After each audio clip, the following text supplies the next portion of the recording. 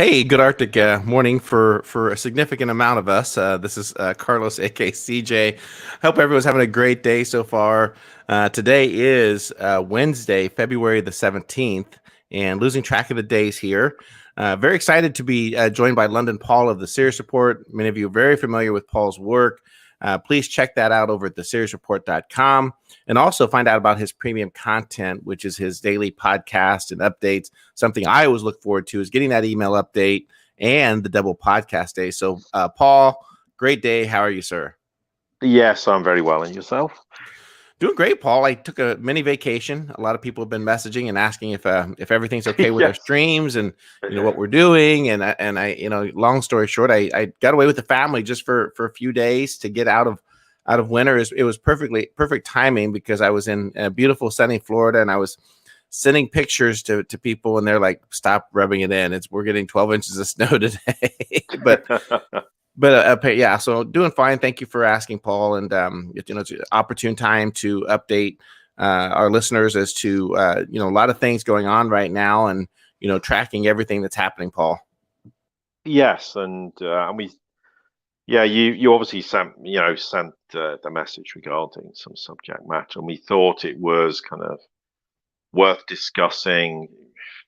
Well, we focus a lot on geopolitics and finance and economics and such subject matter. It's good to sort of deal with the personal side of what's unfolding and has been really for the last, I would say, 12 months. And of course, not just solely related to the pandemic, but there's all the sort of other aspects bolted onto that is now starting to unfold in people's lives, and it's things are starting to unravel rather quickly. And so it'd be good to get your perspective to start with, and then I'll sort of feed off that, I guess. Well, Paul, I think in part taking a look at the attempt and I think I'm going to label it distractions of what's occurring as we navigate through the global economic reset. And I think in part that's what the media and even some of the events unfolding in DC. To me, it's been at this point some well orchestrated drama, made for TV production to keep us all tuned in to what's happening in DC, the left right paradigm versus reality of what's happening across many states and many cities. And Paul, that is the declining quality of life that's happening. That in turn, in my opinion, is also escalating, causing a lot more violent crimes and an escalation of robberies and everything associated with economic decline, Paul. Yes, absolutely. And I mean, we have to sort of go back and really assess that the problems have manifest themselves increasingly since 2008. Obviously, 2020 changed the whole landscape quite significantly because of the pandemic. And if what you've said is borne out here. I made the point back last year, and I have said this point before, but it's worth reiterating that when I engaged with the government here and the sage advisors and said, look, it's one thing focusing on the scope of what you believe the pandemic to be. And we're not going to have a discussion today about what the pandemic is, what it is in reality, because that's irrelevant. We have to, I'm not so much focusing on that side, it's the fallout of what this is causing. And my point to them in the UK was, look, it's all well and good focusing on pandemic case numbers, hospitalizations and fatalities, and that's we well documented that we disagree with a lot of that analysis, but it's the fallout of what this is doing economically. I mean, only last week there was nearly 800,000 more people lost their jobs in the United States. That's we're talking 11 months after the sort of fallout of the pandemic started. So there's no let up in terms of that aspect. Then the question is, how much is that rigged? I mean, is it really a million? Or is it 1.2 million? We don't know. But there is all the economic side. So when people lose their jobs, then their immediate concerns are how can they pay for their rent, their mortgage? How are they going to be able to feed themselves and their family? So that's just the principal thing.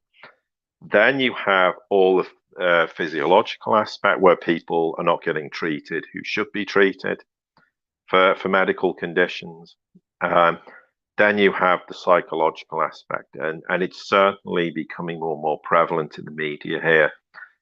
They're not exactly saying there's a mental health crisis, but they're kind of talking about the increase in mental health problems of people with alcoholism, people dying, domestic violence, domestic abuse, and this is going to unfortunately be symptomatic of what will go on within the sort of family unit, so to speak.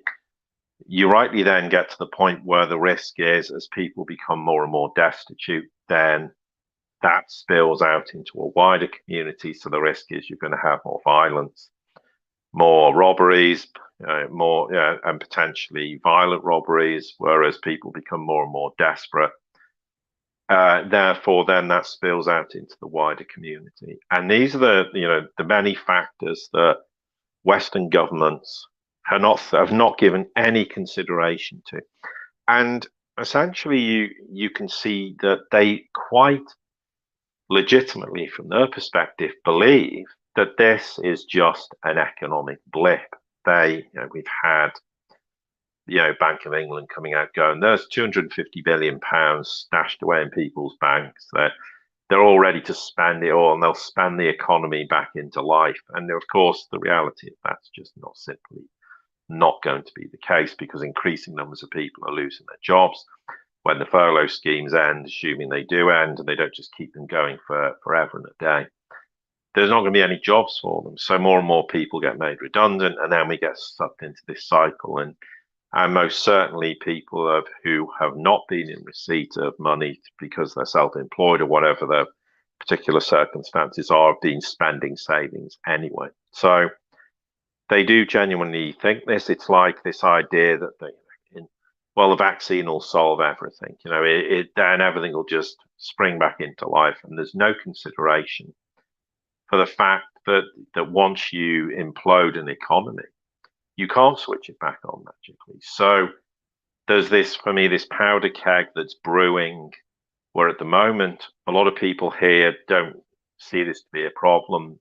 They don't recognize the fact they're furloughed, and therefore their job doesn't really exist. It only exists because the government's paying them 80% of their salary to sit at home effectively. And they're not aware of the consequences of what's unfolding. And the problem is that long after the virus is gone effectively, or gone to the extent that it's no longer deemed to be a problem, and all the governments around the world will all be slapping their backs going, oh, it was a great job done, then this underlying crisis which is unfolding now will just get worse and worse, and they'll wash their hands and try to claim that it had nothing to do with lockdown policy. It was nothing to do with anything that they were responsible for. It's just a bunch of circumstances dictated that this started to unfold. The thing they're not going to struggle to deny is the economic aspect. But already, we're seeing claims that suicide rates has got nothing to do with the lockdown. It's just denying that anything's got to do with the lockdown. And then there's this kind of really strange thing whereby in the past they've gone, well, if someone contracted COVID and died within 28 days, then it was recorded as a COVID death along with other line items. We're now having a situation where people are getting vaccinated. No, it's not. Let's not blow this out of proportion. It's not astronomical numbers. It's very small numbers, but there are people dying very soon afterwards, and they're going, it's nothing to do with the vaccine. So, this kind of manipulation of people's perspective. The other biggest problem for me, above all else, never mind the impossible situation regarding the economy, the financial system, and all societal problems that we've just discussed, it's that thing of fear. Because Ken rightly pointed out, being extremely knowledgeable about historical things, where he said in the aftermath of the Spanish flu outbreak, 1918-19, that it took people quite a few years to get back to normal because the fear was there. Well, the induced fear that they put into people is going to stifle the ability for society to return to normal. And that's going to have a huge burden as well. I mean, talking about protecting the NHS, which is just psychological ploy to make people do what they want them to do.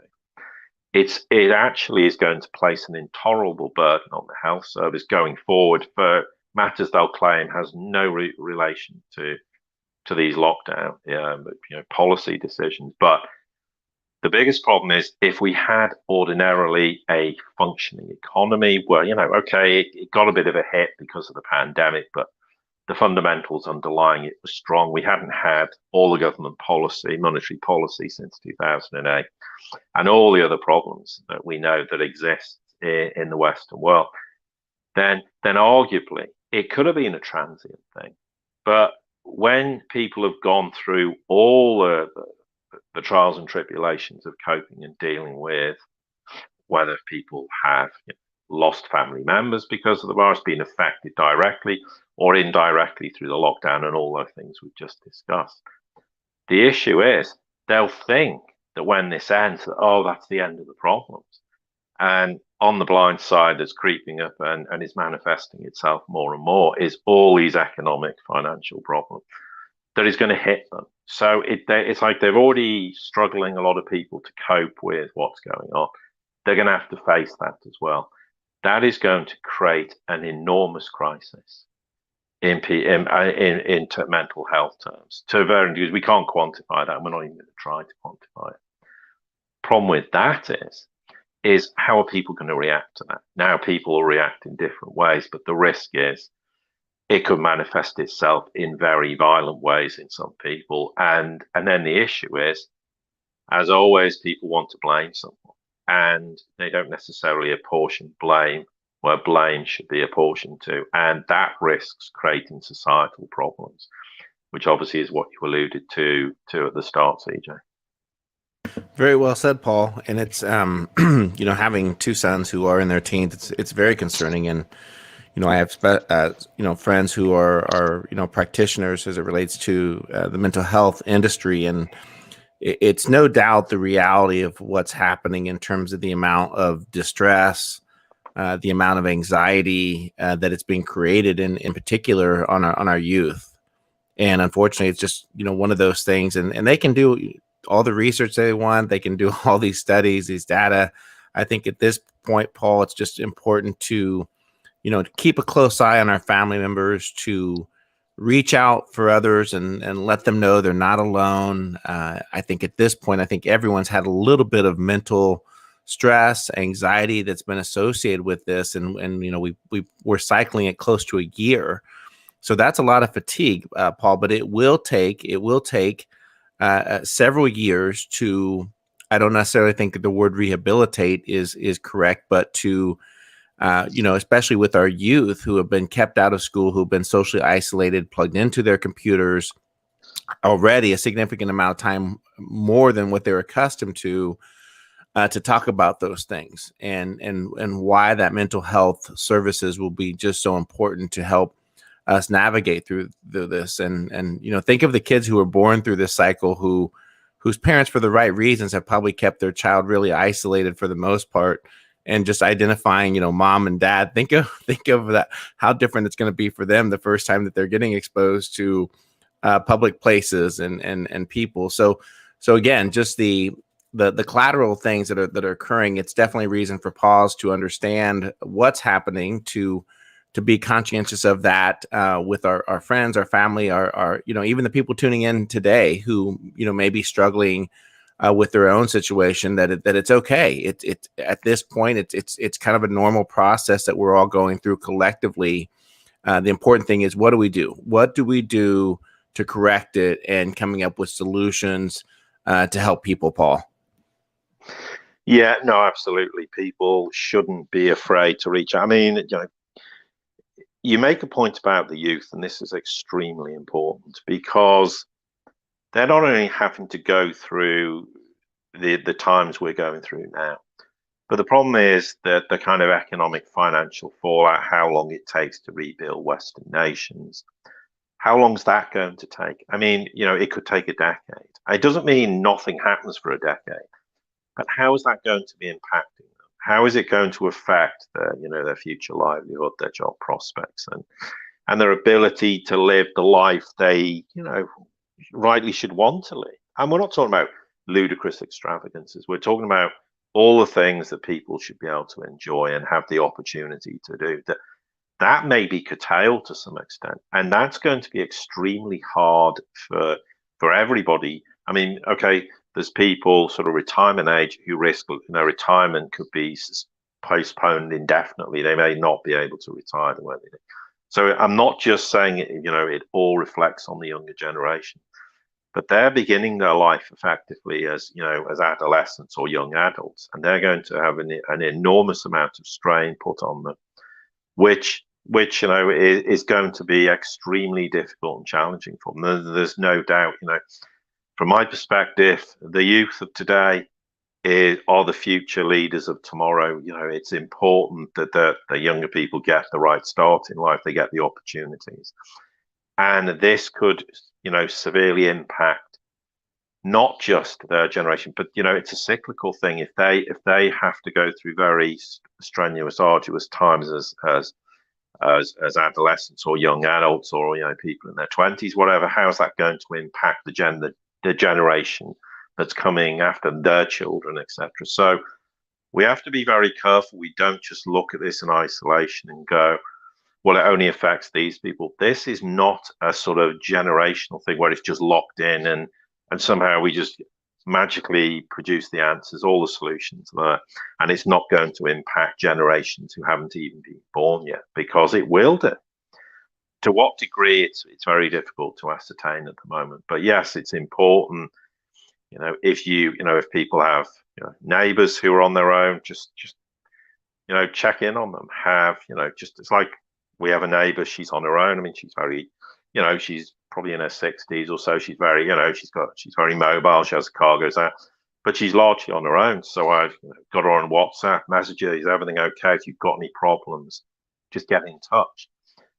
And it's just simple things like that. You don't have to really do something for people at times. It's just that they know someone's there. I mean, it's not like she doesn't have family elsewhere, but it's just there's a neighbor who might be able to look out for someone, because we don't know what can happen. And we have to be very mindful of the fact that this, the pandemic is one thing, but it's the consequential actions of what that's leading to. And also what really doesn't help is all the ideas that the pandemic's engineered, and that's driven enormous fear into people, that there's some big nefarious plan with people moving chess pieces around for some other, which of course there's no basis of reality in that. But that has caused enormous fear in certain groups of people, which is just unnecessary fear. It's bad enough people having to deal with the tangible reality of what's unfolding, but to be sucked into a belief that this is also happening is extremely unhelpful. And and just one small point I want to make with regards to the whole thing to do with vaccines. Now, there was this whole story that keeps coming out about that they're going to inject chips into people. It's going to change people's DNA. They're going to kill tens and hundreds of millions of people with a vaccine. That has caused more damage than anything else with regards to people trying to make legitimate claims about the fact that there was vaccine, they've had vaccine policy, where what's the long-term testing that's been done, because it hasn't been done. And therefore people can raise legitimate questions, not saying I completely disagree with this, or I'm an anti-vax person, but I want to understand this better.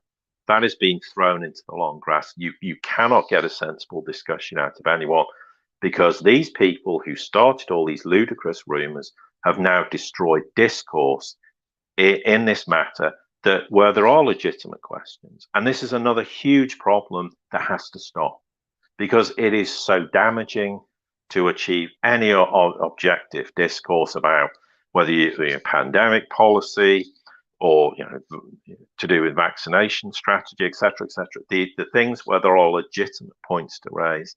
It's getting very, very difficult, because anyone who challenges anything is now branded as a conspiracy theorist, or you're just anti-vaccination, and that's your stance. Not whereas there should have been an opportunity for people to say, okay, in terms of your testing, you've done obviously various phases of testing, but what's the implications of this vaccine in 3 months, 6 months, a year on people?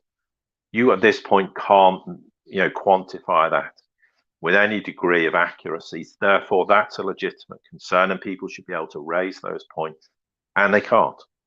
So, to all those people who've thrown all this nonsensical conspiracy theories out about vaccine, just think of the damage you've done to actually trying to get sensible discussions about this, which are legitimate.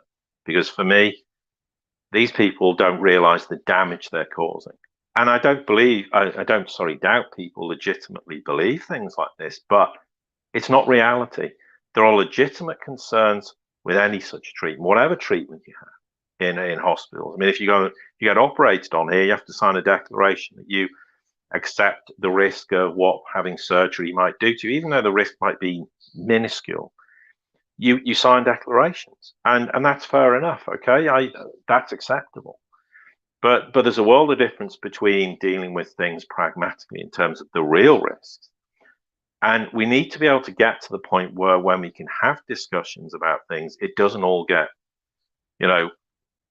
sort of reduced to this level of conspiracy. Because the other thing is, when you try to raise legitimate concerns about economic matters and all this, that can often be swept aside as that's just scaremongering, and that's part of this whole conspiracy theory angle. So that's an important consideration that we need to realize. If we want to engage with government, if we want to engage with people, then we have to do it in an appropriate manner. And I just wanted to make a point on that, which I think really eloquently deals with how people can affect some real positive change on a level you would ordinarily go, I don't believe this is possible. Now, what happened in the Netherlands, they've obviously had this curfew overnight that they put in to do with the pandemic. And there was a group of people in the Netherlands who took this case to The Hague because they said this shouldn't be allowed. They have no jurisdiction to do this. Now, The Hague listened to this, and they agreed that the Dutch government, should lift it with immediate effect. And the argument was that when the Dutch government introduced such curfew measures, it was not under the auspices of emergency powers available for them to introduce such a measure on that basis. There's a positive thing where when people do things in the appropriate manner, you can affect positive change. Now, okay, the government might appeal it, but the point is it was raised in a legitimate way. The group went through the appropriate process, and they've affected some change that proves, as far as The Hague was concerned, that the government had no right and should lift it with immediate effect. So that's what can be done. But the other thing is just, I understand people focusing on certain things because it's something they particularly sort of align with or believe in. But it has to be something that's actually worth challenging as well. I don't doubt there's myriads of statistical data out there that disproves why lockdowns don't work and why the policy decisions were wrong. But at the end of the day, how can you actually affect change in that regard? It's difficult. But if you focus on the humanitarian angle with regards to this, then you're in a position where that resonates with people. When you start to focus on this is affecting people's livelihoods, their mental health, they're not getting operated on for surgical procedures because of the issue of filling up the in our case the National Health Service. When you focus on those legitimate things get done. I mean, and it's like, okay, there's the footballer in this country, Marcus Rashford, who focused on free school meals that should be given to pupils when they're even not in school. He then made a great campaign, and he succeeded. And he brought the government to heel on 2 or 3 occasions because he's focusing on something people identify with. But when you focus on statistical data, there's numerous people who can contradict it, and you just get stuck in this mire. Now, that's people's individual choice, and I'm not criticizing them for doing it. I'm just saying I don't think it's a productive way to get that engagement where you can try and affect some positive change in people, because you need the masses of the people to identify with you. that what you're doing or saying has some legitimacy, because that's the only way you change opinion in government. I mean, we're not okay. Marcus Rashford's a famous footballer, so he has more clout in society, but people like us don't. We're just ordinary people that the vast majority of the population don't know, so it's harder for us to achieve those objectives. But there is a huge crisis in the making, not just economically and financially, but societally, in all nations in the world to varying degrees, but Western nations in particular.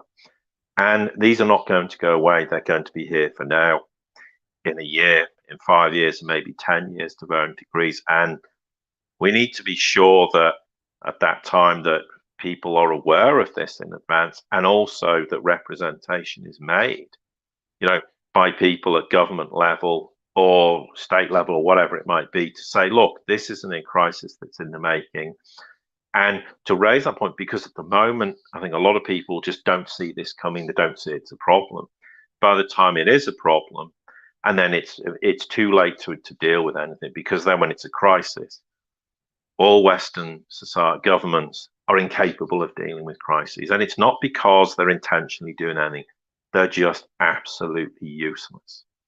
And useless in ways that should worry people a lot more than whatever they believe nefarious is going on. Paul, yeah, very well stated. And, just to touch base real quick on, on that, a lot of the disinformation that gets spread, all that kind of stuff that's associated with it, you have to keep in mind that a lot of that information that comes out very well could be by design to really disrupt, to if you will, cancel out the ability to have the debates, have the discussions in regards to what's really happening, and enables for the most part the tech giants to say, hey, you know what, we're going to shut this down because it's just so far from accurate. And I just really implore everyone at this point, this stage that we're in of this game as we enter this decade, it's to be very strategic in your thoughts, to really analyze things properly, on your own. In the age of information that we're currently in, everything is about clickbaits, everything is about headlines, everything is about so many words and less, versus actually trying to do your own research. Now, I know it's impossible to do that on everything, right? It's nearly impossible. But at the same time, do some research, do some understanding, ask yourself the right questions. It's just going to be so important because, again, for so many of us, we've been so plugged into the last few years, and I'm guilty of it, Paul, guilty of the distractions of the political arena that's occurred around the globe, whether it's Brexit, whether it's here in the United States, what's happening, and just coming more to an understanding. In my opinion, is that was that on purpose? Was that by design to keep humanity from truly understanding the dynamics of what's occurring, right in front of us? And so I just implore everyone that it's going to be a matter that don't wait for government to come to the rescue. Don't wait for somebody else to find a path forward for you as we're navigating through this great reset. It's going to be you as the individual to take action, not only for yourself, your family, but your community. Try to avoid the static as much as possible. And I firmly believe the noise is there by design of the understanding. And this winter storm that hit for the most part across the Midwest, the Southwest, just exposes a lot of that, of what that unpreparedness could look like in the event that there's not plans within the community for rolling power outages, for food supply collapses, for groceries being inoperable because of that. And again, I think that the power of the community is just so important right now, Paul. And why I say that don't put too much faith or confidence in government is because a lot of the policies that we're going to see witness out and rolled out the next few years are really probably going to even escalate or contribute to the demise of everything and the escalation of inflation. I don't really have any faith at all in any of our political leaders at this point that are going to navigate us through that. And that's why that power of the individual becomes so important, Paul. Yeah, absolutely. And you make an extremely valid point. I mean, and here's just the one example that highlights why it goes back to when Trump was elected, and I wrote to the Trump administration explaining why it was absolutely critical, given that that he knew full well the dollar was going to collapse, that the US was no longer going to be a hegemon, that the US would have to become an equal partner at the table, and that there was going to be enormous economic decline, financial system collapse, etc., etc. And my point was, it is absolutely critical that you're able to legitimately find ways to finance a huge infrastructure rebuild. Now, infrastructure rebuild is important for a number of considerations. And one of the obvious ones is you have to ensure that you have an adequate power grid to handle all eventualities. That could be extreme heat. It can be extreme cold. I mean, we've seen, and I'm not just picking solely on Texas, but just to look at what has unfolded with regards to Texas and the fact that basically the power grid is essentially failed for millions of people. There's an example of why it is critical to have infrastructure in place. Power lines is a statement to the obvious, but it goes much further than that. If you want to become more self-sufficient with a nation with strong manufacturing base, you have to have roads, you have to have railways, bridges, you have to have access to ports, and it has to be done in a timely manner. So if your rail links aren't up to scratch, you're not going to be able to put the throughput to get stuff to port to export to other nations, as just one small example. So the infrastructure builds out on a kind of interstate. You've got within states, and this is critical.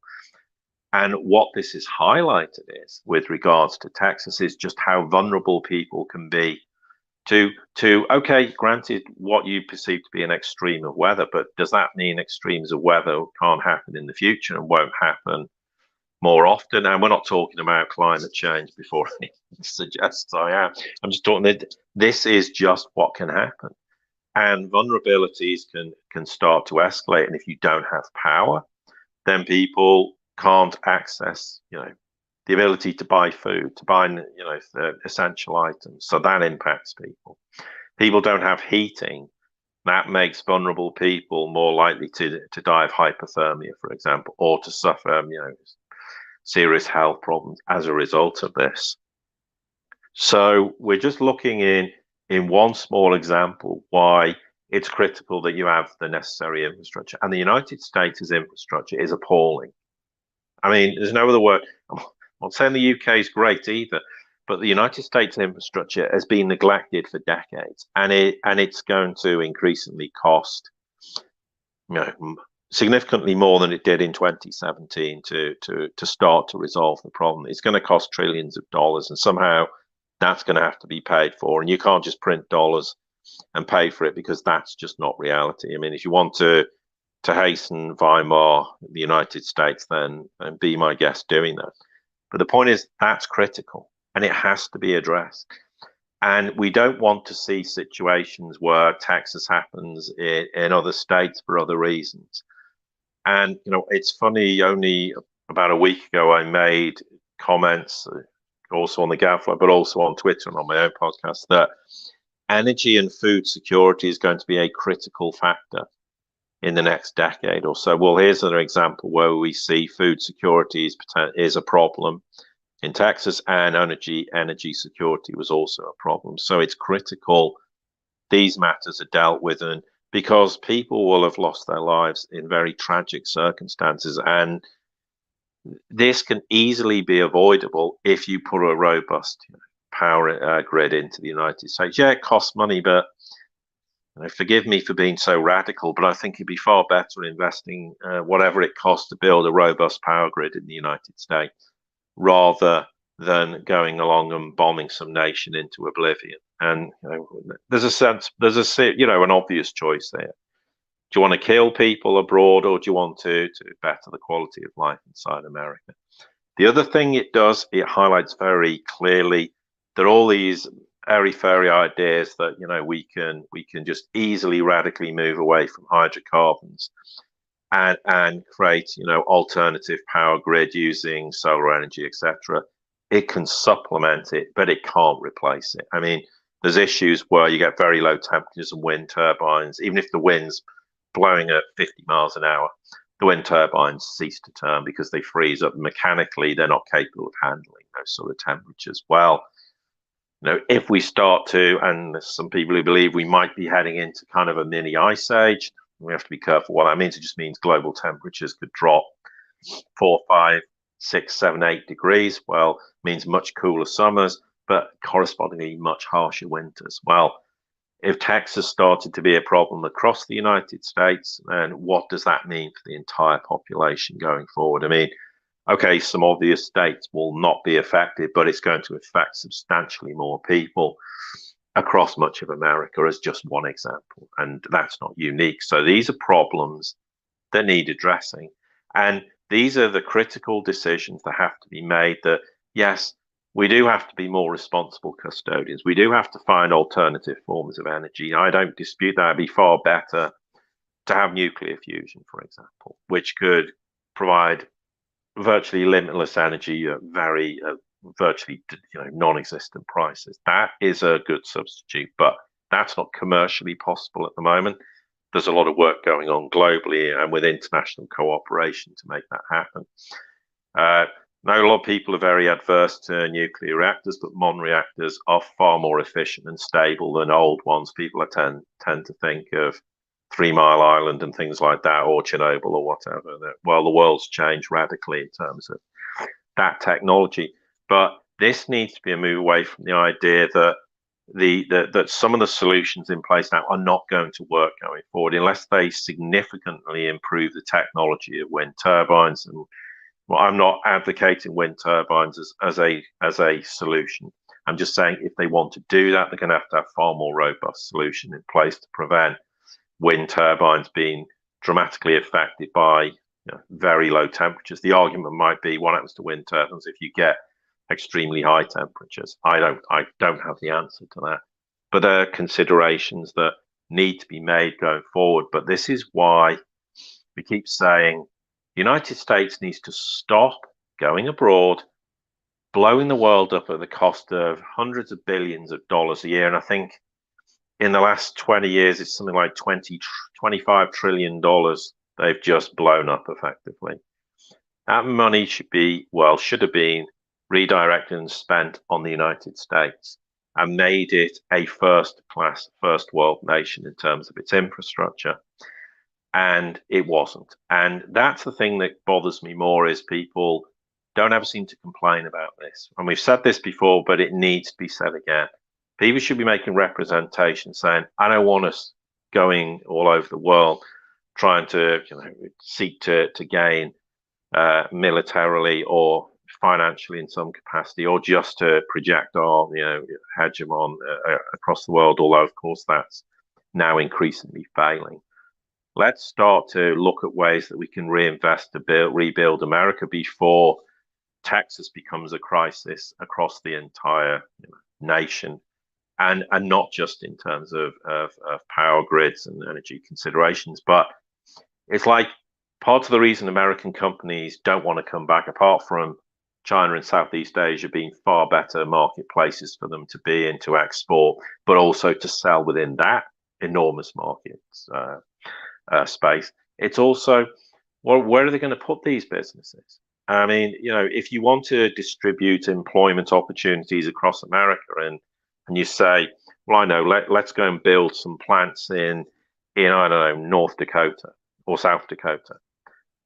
Where's the infrastructure to support doing that? So that's actually feasible to do that, and you have road, rail links, and bridges, etc., that can support moving such technology back to the US and distributing it so you can get employment opportunities across America rather than concentrating it in Silicon Valley as an example of where that policy decision is made, where it's always concentrated in certain areas. These are strategic decisions that need to be made. And frankly, rather like the United Kingdom, I don't see anyone who's even got the capability to begin to understand the problems and even have any remote understanding of what those challenges will lead to and how they can be resolved. Yeah, Paul, I'm all supportive of sustainability, cleaning our environment. And again, I think it really falls back to the individual and how they manage. If they haven't started a recycle bin, that's a basic step, right? A recycle bin within your house to ensure that plastics, whatever can be recycled, is done so. But we've, this idea of moving to a complete electrifying of everything that, ridding of all the carbon and yes, it's a very aggressive mindset, but I like what you said in regards to being a supplemental in terms of, solar, wind, and batteries as far as a supplemental to that. And again, Texas is a perfect example of what's happened. The trillions of dollars that we have spent around the globe on wars that have occurred.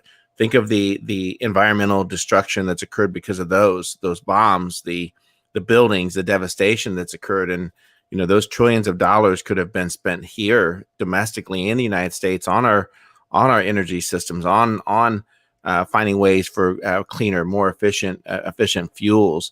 I always get upset, Paul, when I'll see a perfectly good building here, in particular where I live, where maybe that building just didn't quite fit the specs of what was going to what they envisioned there. Perfect example, there was a restaurant in one of the areas. It was it was a beautiful building, it was a beautiful restaurant. It couldn't have been less than probably 15 years old, and the developer went in with a different restaurant chain and said, you know what, we're not going to retrofit to make this work. We've got this image, this blueprint of what we look, and they tear it all completely down. Maybe that's a good place to start. But again, you take a look at some of the policies that have been instituted by the government with several different administrations. This typically leads to mismanagement of money. We see that a lot of the time the government policies that get instituted with these green energy policies, it basically lines the pockets of their donors. The billions of dollars that get spent to fund these corporations that in turn will launder that money to excessive payments, to all these things, and make very little impact. And that's part of the thought process. So again, getting back to the inevitable, we are seeing some concerning signs, one of which being gas prices for the first time breaching that $60 threshold. Many, in my opinion, laughingly are saying that, well, it's because of the confidence of getting back to the economy scale, and I don't think that's what it is. I think it's concern for disruptions to coal, to other energies, in the meantime thinking through this. But you make a lot of great points as it relates to how we can get that accomplished, how to move forward, and getting to the idea of most people understanding the inevitable. What's happening is that we are witnessing a decline in here in the United States, and finding a path forward to get us back at again, this idea of reindustrializing the U.S. It's great ideas. It's going to take quite a bit of time. But if we put all our faith and confidence in our elected officials, elected quote unquote leaders, that's simply not going to happen. We're going to see that continuation of corruption, of billions of dollars being spent, going to the hedge funds, going to that top 1% class that for the last 20, 30 years has really led to the decline and the absolute demise of the working poor and the middle class in America, Paul. So we have a lot of work to do, and I'm confident that we can get there, but it's not going to happen with people who are still plugged in to your mainstream media on TV, people that are still getting their information and news from the television, from these legacy media corporations, who continue basically not to really share any information of what's really coming this way, and what's led to people not completely understanding what's happening, Paul. Well, absolutely. And just on the point of, I mean, here's a great example where there's a complete lack of joined up thinking is electric cars. People go, Well, a great way, we don't have the old gas guzzling cars. I know it's not like it was in the 70s with the 8 liter engines and all that nonsense, but we're going to cut down on diesel and petrol consumption. But here's the point: if everybody had an electric car, how much more electricity production would you have to create? The power grid couldn't handle it. The other thing is, which means it needs enormous infrastructure expenditure, which it does anyway. But the problem with that is, how do you produce what? How do you generate electricity? Is that an efficient way of generating electricity, depending on how it's created in power stations? And then the other point is, you've got all these batteries. When these batteries have reached the end of their serviceable lifespan, where are they going to go? You're just going to dump them in some landfill? Well, that's not environmentally, a good decision either. So there needs to be a lot more thought process. There's no doubt we need to be better custodians. I mean, and a great example was what someone said to me is, because of the pandemic, there's all these people disposing of face masks, and that's an environmental nightmare. They're ending up in landfills, they're ending up in oceans, they're ending up everywhere. They're causing a huge environmental problem. There's an example where they think they're resolving one problem, and that's entirely questionable, and they've created a huge environmental problem, which is a legitimate problem. So there is no thought process again or joined up thinking in this, but we do need to be better custodians. I mean, the oceans are full of plastics. This is insane. This should not be the case. And so therefore there's legitimate reasons. But again, the problem is people fall into two camps. They think the whole thing is complete nonsense on the one side, and then there's people on the other side who just buy it all. Well, there are some good aspects to it and there are some bad aspects, and we need to meet in the middle and start to have proper policy decisions, and don't allow this to be turned into an opportunity for people to stand there claiming it's all green technology or green energy or whatever, and it turns out it's absolute nonsense, and in fact it's completely the opposite, and as you rightly say, it ends up lining the pockets of the usual suspects who make a killing out of it. Although increasingly, of course, that becomes rather irrelevant given what's coming financially and economically. But the point is, it shouldn't be allowed to be subverted in that way. So these are part of huge challenges and major changes that will come globally.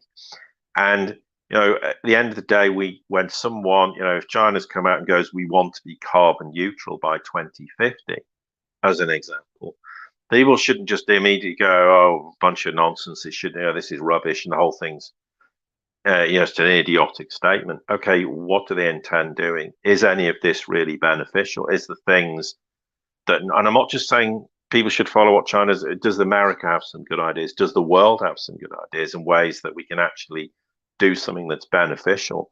Then there needs to be this collective approach, which is a lot more to do with cooperation amongst nations instead of this zero-sum game mentality that sadly the United States still decides is the only option. It's always my way or the highway. We do it this way, and if you don't, then you're against us, and therefore we have to neutralize you in some capacity, quite literally sometimes in war or regime change, whatever. That is a big, huge mindset problem, and that exists not just in the United States. The UK suffers from the zero-sum game mentality as well, and is refusing to let go of that stance. But these are important.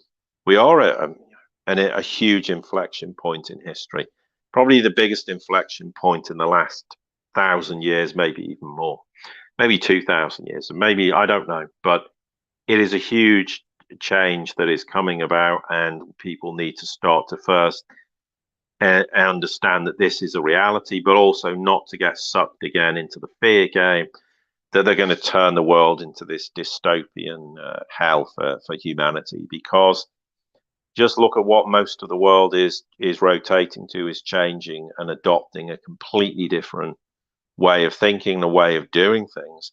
So it's not happening across the world in the way that people are led to believe. It's actually changing positively, but change takes a long time, because the mindset of people is very difficult to change, and people are very ingrained in their belief systems. They just want to hang on to something, and unfortunately, as we're going through this change, people are finding other things they want to hang on to because they think that's going to save the world and save humanity. And in fact, it's completely flawed.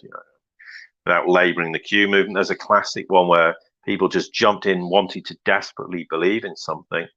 There was never a reality. And this was, unfortunately, people wasted a lot of time and energy. And when we go through this big transition, there are going to be people out there who will seek to profit for their own gain and will say and do all manner of things because it suits their own agenda when it has no basis in reality. And we have to be extremely careful that we don't get sucked into that mindset. And here's a really good example of this. The idea that the world's controlled, as people believe, by all these groups of families, and they dictate all policy decisions, and they sit there moving chess pieces, and everything is done. So when the collapse happens, it's because they want the collapse to happen. Where in reality, it's all nonsense. Now, at the end of the day, who benefits the most in us collectively having the mindset that that's how the world operates? Not us, the status quo as it really exists.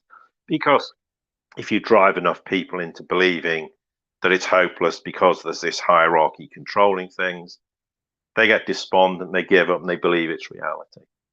They're the biggest ones who gain from this, not us as people who will actually sit there and go, well, no, that's not how the world operates. That's not how it actually functions. This is how it functions, and all the things we've discussed previously. That therefore would empower people to go, well, actually, we can affect some positive change and we can make things happen if we collectively come together for the common good of the people nationally or internationally. And that's why I get very fed up with the fact of people passing off all this dystopian view of the future, this idea of this controlling force that's going to turn the world into a totalitarian dictatorship. Well, that's just fear mongering on a different level, and it drives people into being extremely negative, feeling very consumed by what's going on, instead of feeling this is an inflection point in history where major change is happening, and we're seeing it in nations that people in Western nations don't pay any attention to. It's very difficult, but if people get the opportunity to East Asia, go and look at what's going on there and see the big differences from 10, 20, 30 years ago. That's where the world's been. That's the ascendant power in the world, is Southeast Asia. And it's building out from there. That's the future. The future isn't this insane West that's collapsing. And as the West collapses, it becomes more and more insane, more dysfunctional. People are seeing things going, I can't believe this is happening. But this is what happens in a dysfunctional empire that's folding. It just becomes more and more completely irrational. There's no thought applied to anything that it does. It's just knee-jerk reaction. And it just more and more just digs a hole for itself and consumes itself. And the other thing is, don't get sucked into that. This is just a part of the process which happens in history when empires do fold. They just become insane. They become utterly chaotic. There's nothing rational about their behavior. There's no thought applied to anything. It's largely based in the fact that they don't think the empire is collapsing, so therefore they just carry on doing all the things they've done, which is why the West is carrying on with its insane zero-sum game mentality. And the rest of the world's looking at them going, why are you doing this? We don't want to, if you want to do it, just get out of our way, because that's not the world we're living in. And we're moving more and more towards. And that is a huge, important distinction. So when I say that the world isn't controlled the way people think it is, it's because it's self-evident it is. It's that obvious. And if people continue to believe it's it's a deliberate implosion, why didn't they do it in 2008? Why did they spend 12 years trying to keep the empire going and still trying to keep the empire going with insane policies?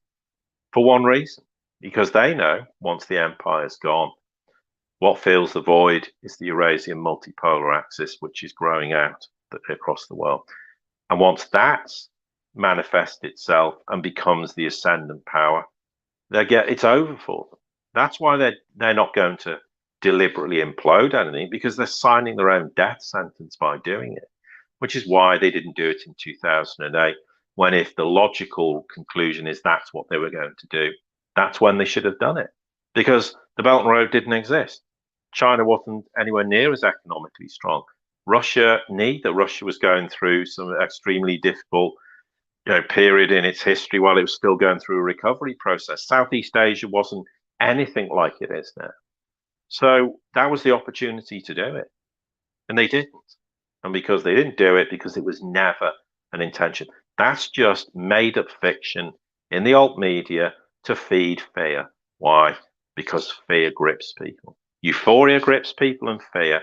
So they have a captive audience who keeps coming back because they want to hear all the fear that's going on in the world, or they want to hear all the euphoria that's going on, which is why even now Trump's no longer president. People still believe that somehow magically something's happening and Trump's going to appear, whether it's next week, next month, or some other point to be president because Biden isn't the legitimate president, etc., etc. And that's euphoria where people, and they just keep buying into this. But the question is, there's no reality to it. And the same with the fear. There are things to be concerned about, as we've just discussed, legitimate concern. But when do I see these same people spreading the fear, talking about the legitimate concerns that affect every one of us, but more so in Western nations? Where's the discussion about that? Why aren't they highlighting, energy concerns and highlighting food security and highlighting the need to have, robust infrastructure going forward to rebuild America? And why are they never discussing the tangible objective things that will grab more and more people who are now getting very disaffected by the political system in this country? People are now kind of washing their hands of mainstream politics, which is progress, but also it opens them up to the risk of being consumed by someone who fills the vacuum, which can be equally problematic. But anyway, that's a separate point. That's what it should be focused on. Why is it all this dystopian scaremongering that all these horrendous things are going to be done to humanity? And bear in mind, they've been talking about it for years, and it's never happened, and it won't happen in the future. But we are in extremely challenging times, and these are the things people should be discussing. And frankly, how many people are actually discussing this in reality? Okay, we do, and we're not unique, but we're a very small microcosm in an alternative media, for want of a better description, that never focuses on the things that actually need to be discussed. Why? Because a lot of people go, oh, that's boring, it's not entertaining, it's not sensationalism, it's not, it doesn't grip me because it's either driving me into euphoria or I'm gripped because of the fear of what's happening. I'm sorry, but this has been wholly as unproductive. And for me, as much as the mainstream media is an appalling mechanism, the alt media needs to take a long, strong, hard look at itself and start to reevaluate what its role should be going forward, and stop trying to be sources of entertainment and clickbait, and start actually trying to galvanize and form a big community that says, we have these problems and we want to build a movement that tries to affect some positive change even when all the chaos is unfolding. Yeah, great points, Paul. And I think overall, I get contacted, or there is a significant amount of more people who are asking questions, Paul. People who are getting a sense that, hey, something is wrong, something is happening, and they can't quite put their finger on it, trying to understand it. And it could be the first time that they're being exposed to this information that, hey, there's a shift that's occurring. They don't understand it. They've never had to understand it, for whatever reason. And that's okay. I have friends, good friends, who reach out to me sometimes that, hey, I've tried talking to other friends. I've tried talking to family members, and, they just do not get it. They do not get what is truly happening. And I think for that sense of sanity, that's okay. I think essentially those people will come around to understand this paradigm shift that's occurring. But at the same token of that, there are people who are open to some of these ideas in terms of, the a network within the community that you live.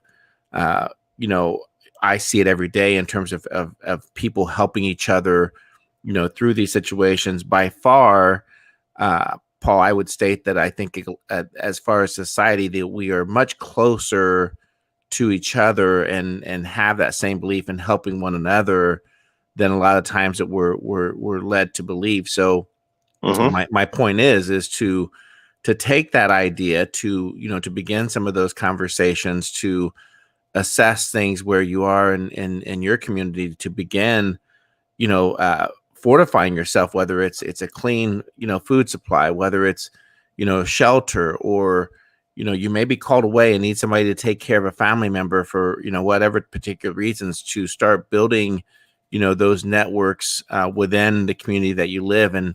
If you haven't taken time to knock on your neighbor's door, to know who your neighbor is, to introduce yourselves, now's the time to begin that process. And I'm determined. I know it'll take some time, but more people will start tuning into solutions based content, solutions based idea, because they will, start to see things unfold a little bit and be more curious as to, okay, well, why am I just learning this? Why did I not know that the purchasing power of my dollar is not sustainable? Why are these things happening? Why are companies continuing to close? Why is it that we were told that things would return back to normal as much as possible, but they're not happening? Why are they talking about that this could be the decade of all these things occurring?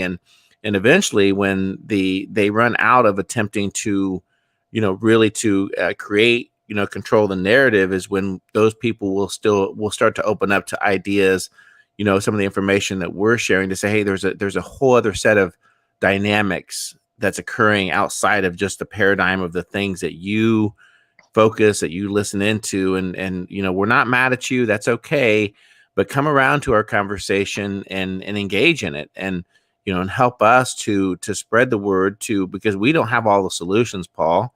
No one truly does. No. And I know that the people that are listening right now, they may have some great ideas that to share with one another to kind of help navigate through this. So I'm very optimistic. I'm confident that as a humanity we can move forward. We're just going to have to not necessarily win, but we're going to have to engage and to get people to open up to the different ideas of listening, just one person at a time. That's all it takes. Don't worry about reaching the thousands, the 100,000. Worry about one person at a time. And if we do that, I'm confident that we can make strides to helping each other out, Paul. Yeah, absolutely. And just a couple of final points. It's an old cliche, but from acorns, oak trees are grown. And you coming alluding to your point about one person at a time. And the other thing is we need to all be mindful that what's someone else's problem today, given what's unfolding, could become our problem tomorrow. And it's very, very well, because no one can predict what is going to unfold. I don't want to be, talk about driving people into fear, but there is a lot of unknowns. We can't quantify precisely what's going to unfold as a consequence of the economic, which it is going to be economic carnage, and the whole sort of financial system is imploding. Of that, there is no doubt. Now, there's ways that can be remedied sooner rather than later, but we're not here to discuss that today. But the important thing is there are going to be plenty of people out there who don't even realize there's a future problem, and it's going to creep up on them unbeknownst to them, and then they're going to have to deal with this or try to deal with it. But there are people out there who may understand things to a larger or less degree, who think they're immune from things, but they may not be. So, we can't have this idea we're all islands and we can somehow function independently, and someone else's problems not my problem because my problems aren't theirs, because people may be consumed by problems where they need people around them in the future, and that applies to all of us to varying degrees. So we need to be mindful of that, and realize that by having a collective approach. And it's not with, as you say, in terms of communities and neighborhoods, that people will be able to help each other through the times that are coming, because as tough as the pandemic's been for people, for all the reasons we've highlighted, what's going forward is going to be extremely challenging as well, and will affect people for all the same reasons, but for obviously completely different circumstances. So we have to, or not entirely different, because there is an overlap between the two, clearly, as we said. But we need to always be mindful of that and realize that, that it could be our problem tomorrow, next week, next month, next year.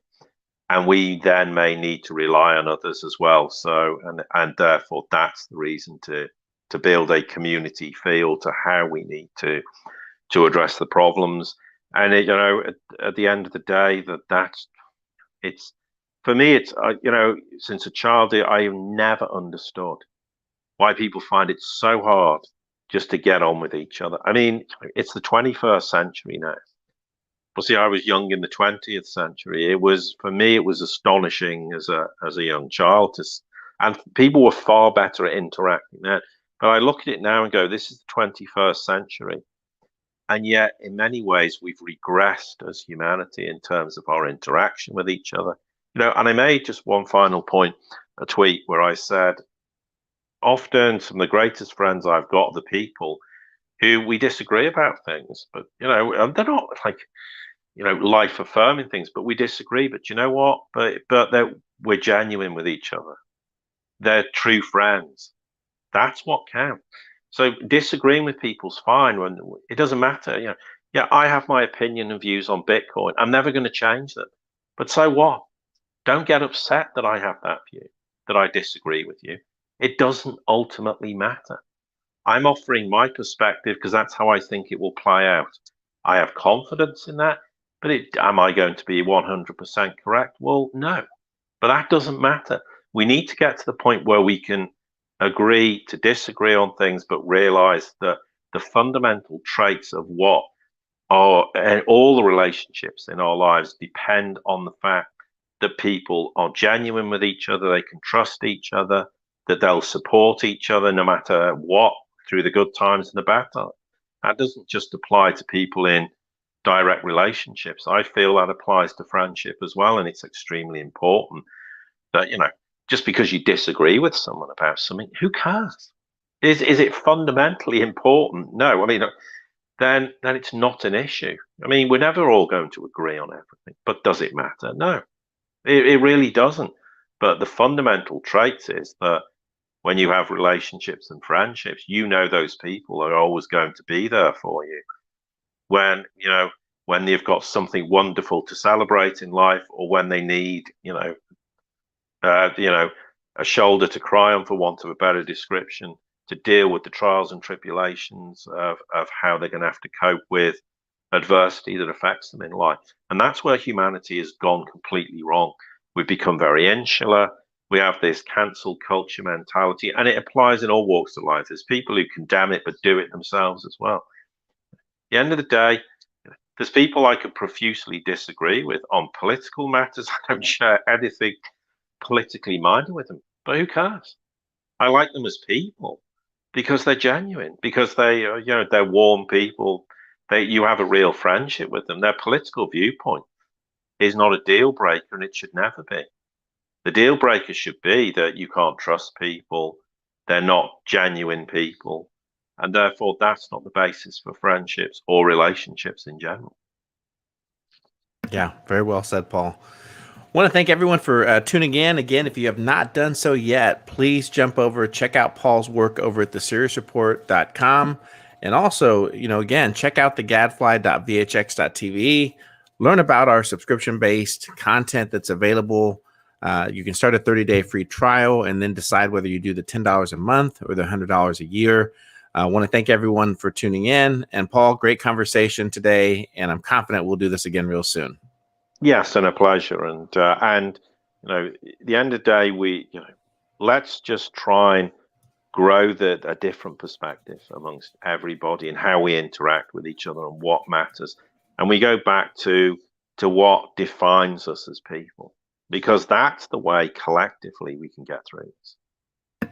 Absolutely. Absolutely. Everyone have a great day and take care. Thank you.